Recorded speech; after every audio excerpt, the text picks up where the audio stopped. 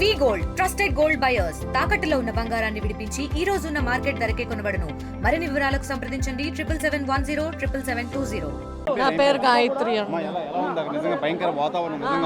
ఆ రోజు భయంకరంగానే ఉందండి. తర్వాత మమ్మల్ని షిఫ్ట్ చేశారు వేరే హోటల్కి.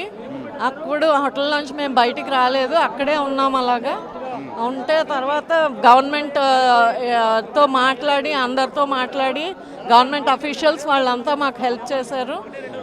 అదేంటి చీఫ్ మినిస్టర్ గారు, వాళ్ళ అబ్బాయి హోమ్ మినిస్టర్ వాళ్ళందరూ హెల్ప్ చేశారు. అనిత గారు వాళ్ళంతా చాలా బాగా హెల్ప్ చేశారు. మాకు విడిగా ఒక చార్టర్డ్ ఫ్లైట్ అరేంజ్ చేసి పోఖ్రా నుంచి కాఠ్మండూకి మేము రాగలిగాము.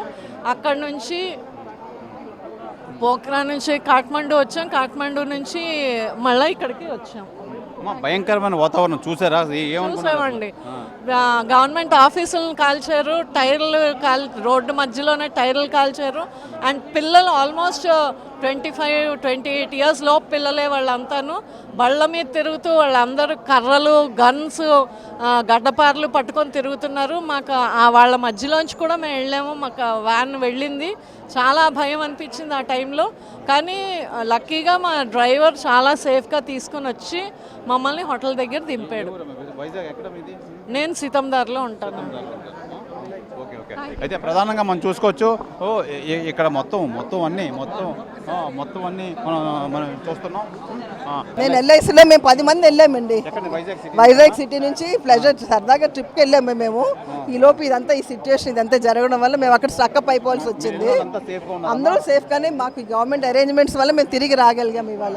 అంటే భయాందోళన సిచ్యువేషన్స్ అన్ని చూసామండి. చాలా భయంకరమైన సిచ్యువేషన్స్. అసలు పిల్లలైతే అసలు వాళ్ళ రోడ్ల మీద చాలా మారణాయుధాలు, ఒక అతను గన్ పట్టుకుని కూడా బైక్ మీద వెళ్తాడు. అందరూ యంగ్ జనరేషన్, జెన్జీ జనరేషన్ వీళ్ళంతా కూడా.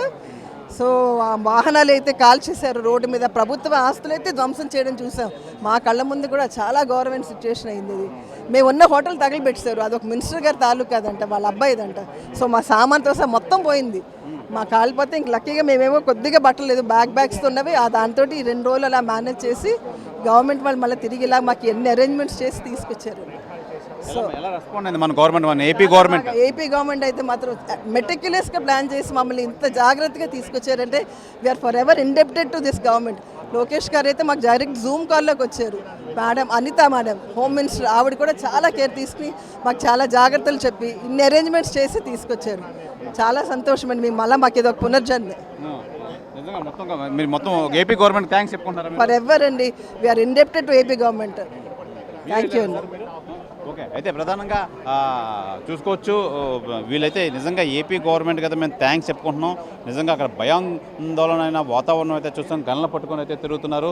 ఈ నేపథ్యంలోనే మొత్తం అంతా మనం నిజంగా ఎంత తొందరగా వస్తామని చెప్పి అయితే మేము అనుకోలేదు. ఈ నేపథ్యంలో అయితే మొత్తానికి చూసుకున్నాం.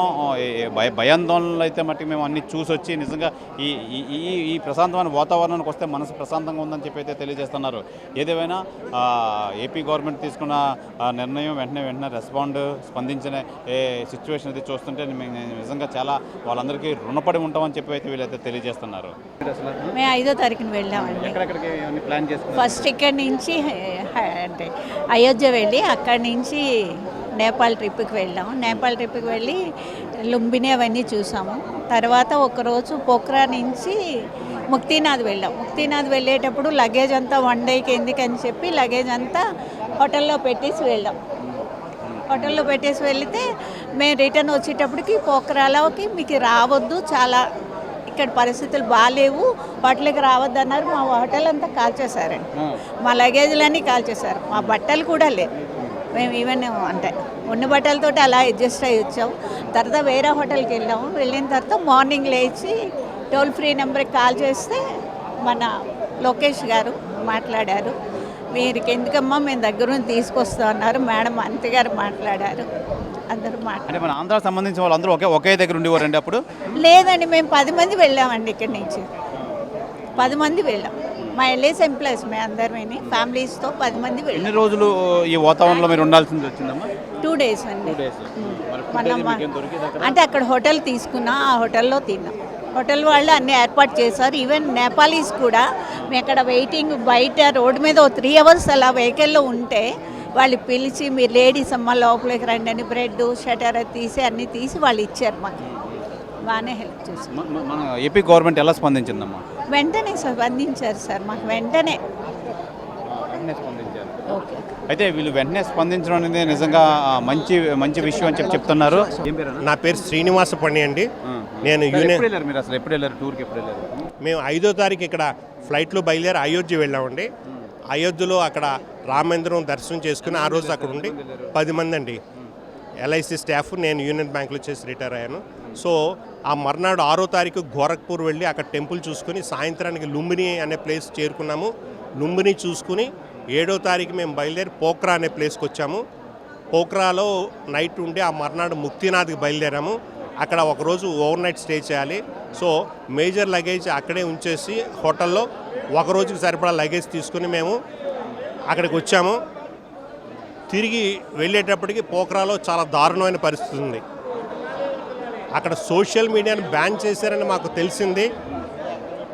దాంతో చాలా రెవల్యూషన్ వచ్చింది. వాళ్ళందరూ కూడా తిరగబడ్డారు. ఎంతలాగంటే ఇంత మార్ప యూత్ జన్జీ వాళ్ళు అని చెప్పేసి యూత్ ఒక మారణ హోమం చేశారు. Okay sir, okay. అయితే మొత్తం ఎంపీ ఎమ్మెల్యే రాష్ట్ర అధ్యక్షులంతా మొత్తం అంతా వచ్చారు. తెలుగులో ఫాస్టెస్ట్ న్యూస్ యాప్ ఇప్పుడు కొత్త అవతారంలో 5 సెకండ్లోనే పూర్తి వార్తా సమాచారం మీ చేతిలో. సోషల్ మీడియా ట్రెండ్స్ మీ కళ్ళ ముందుకే live TV and voice search ఆప్షన్స్తో ఇప్పుడే డౌన్లోడ్ చేయండి. యాప్ లింక్ డిస్క్రిప్షన్లో ఉంది.